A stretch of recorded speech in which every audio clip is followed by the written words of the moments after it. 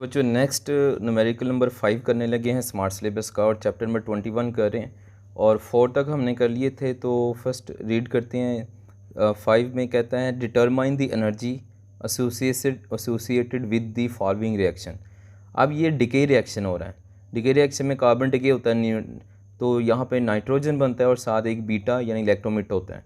तो ये given data में हमने रिएक्शन लिख दिया और फाइंड क्या करनी है, इसकी एनर्जी फाइंड करनी है, एनर्जी एसोसिएट फाइंड करनी है, यानी हमने बाइंडिंग एनर्जी का फॉर्मूला लगा के एनर्जी फाइंड कर लेनी है। और ये कार्बन का मैस हमें याद होगा 14.007 यू होगा। ठीक है, तो अब चलते हैं नेक्स्ट क्वेश्चन। हमने दोबारा लिखी सोल्यूशन में। तो क्वेश्चन लिखने के बाद यहाँ पे फाइंड करना मैस डिफेक्ट। मैस डिफेक्ट इधर जो फाइंड करेंगे ना, इसमें रिएक्टेंट का मैस है माइनस प्रोडक्ट का मैस है। रिएक्टेंट माइनस प्रोडक्ट लिखा। अब यहाँ पे रिएक्टेंट माइनस प्रोडक्ट मैस लिखा तो ये हमारे पास नाइट्रोजन का मैस है और ये इलेक्ट्रॉन का है। ये आपको सारी वैल्यूज ऑलरेडी याद होंगी, ये गिवन डाटा में नहीं दी हुई। ठीक है, अब इधर लिखते हैं मैस का फॉर्मूला क्या है कि रिएक्टेंट माइनस प्रोडक्ट। तो कार्बन का मैस लिखा, नाइट्रोजन का मैस लिखा, इलेक्ट्रॉन का लिखा, इनको सॉल्व किया तो ये हमारे पास आ जाएगा 0.0005। ठीक है, ये यू में वैल्यू आ गई। अब ये यू में वैल्यू आ रही है तो यू की वैल्यू पुट कर दें। अब इधर यू लिखा नहीं है लेकिन आप इधर मेंशन करें, ये यूनिफाइड मैथ स्केल में इसका यूनिट आएगा। इधर हम यू लिख देते हैं। ठीक है, और यहाँ पे स्टूडेंट्स देखें कि 1 यू की वैल्यू हमें पता है कितनी होती है, 931 मेगा इलेक्ट्रॉन वोल्ट। तो यू की जगह पे क्या लगा दिया, 931 मेगा इलेक्ट्रॉन वोल्ट। मल्टीप्लाई करेंगे तो डायरेक्ट हमारे पास एनर्जी आ जाएगी। ये हमने न्यूमेरिकल कर लिया। इतनी एनर्जी एसोसिएट होती है रिएक्शन के साथ। ठीक है, नेक्स्ट हम देखते हैं। कहता है कि यूरेनियम डिके करता है ट्वाइस, 2 दफ़ा डिके होता है, मतलब 2 दफ़ा अल्फ़ा मिट होती है, अल्फ़ा मिशन होगी। What is the resulting isotope, resulting isotopes क्या होगा।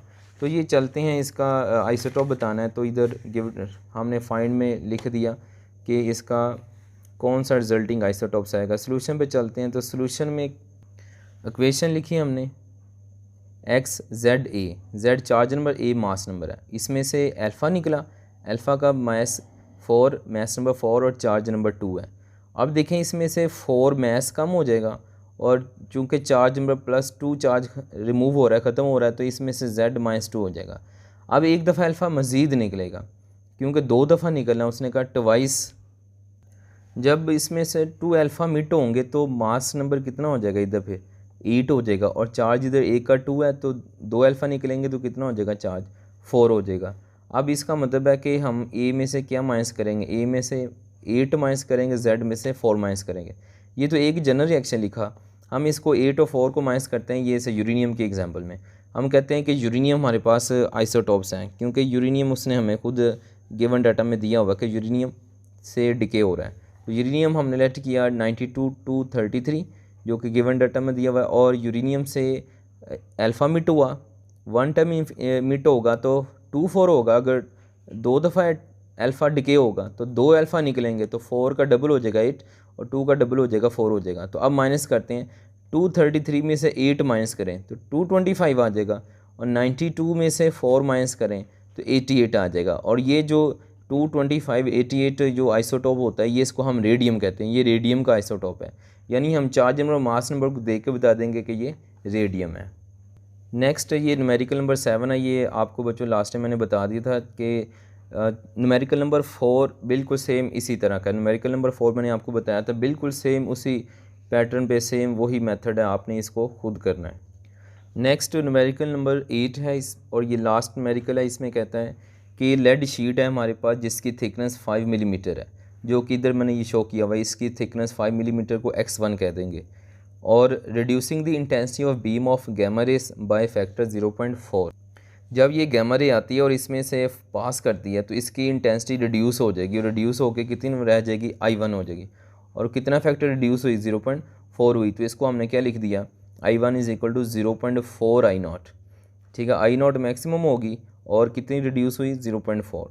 अब उसके बाद चलते हैं आगे। कहता है find the value of thickness of the sheet which will reduce the intensity to half of its initial value. Half of its initial value को हम कहते हैं 1/2। अब मैं लिख लेता हूँ I2 = I0/2। I0/2 क्यों लिखा, क्योंकि उसने हाफ का है ना, हाफ को 1/2 कहते हैं। कहता है अब इंटेंसिटी कितनी रिड्यूस होगी, half of its initial value. Initial value कितनी है, आई नॉट है या ओरिजिनल वैल्यू आई नॉट है, तो आई नॉट बाई 2 हो जाएगी। कब? अब मैं कहता हूँ ये एक और शीट है, अब एक और शीट है या यही शीट है, इसमें से क्या करिए गैमा रे फॉल की, इसमें से पास की करेगी, तो पास करने के बाद इसकी इंटेंसिटी अब रिड्यूस हो जाएगी। अब जो इसकी इंटेंसिटी रिड्यूस होगी ये हाफ़ हो जाएगी। हमने बताना है कि ये शीट की थिकनेस कितनी होगी, इस शीट की थिकनेस को x2 का है, यानी x2 हमने इधर फाइंड करना है, और इधर हाफ को आई नॉट बाई 2 लिखा है, और इसी 1/2 को इधर क्या कह देंगे 0.5 कह देंगे, हाफ को 0.5 कहते हैं। अब इसको सॉल्व करते हैं, तो ये जनरल फार्मूला हमने थ्योरी में पढ़ा था, I for intensity, I is equal to I not exponential minus mu x, ठीक है। तो म्यू कांस्टेंट फैक्टर है, कोएफिशिएंट ऑफ अब्जॉर्प्शन है, और एक्स डेप्थ है या उसकी थिकनेस कह लें मटेरियल की, या उस शीट की थिकनेस एक्स।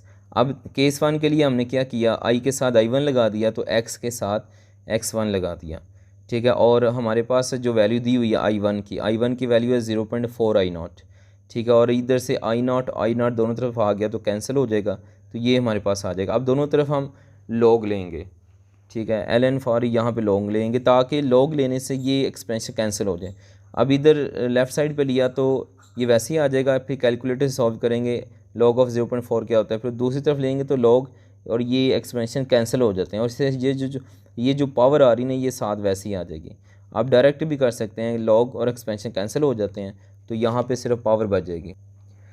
या आप इस बुक की तरह कर लें कि log लिया हमने, तो ये पावर क्या करती है मल्टीप्लाई हो जाती है सारी, और साथ log e आ गया, और log e किसके इक्वल होता है, log e 1 के इक्वल होता है, ठीक है। तो ये हमारे पास माइनस म्यू x1 बच जाएगा, इसको हमने कह दिया इक्वेशन 1।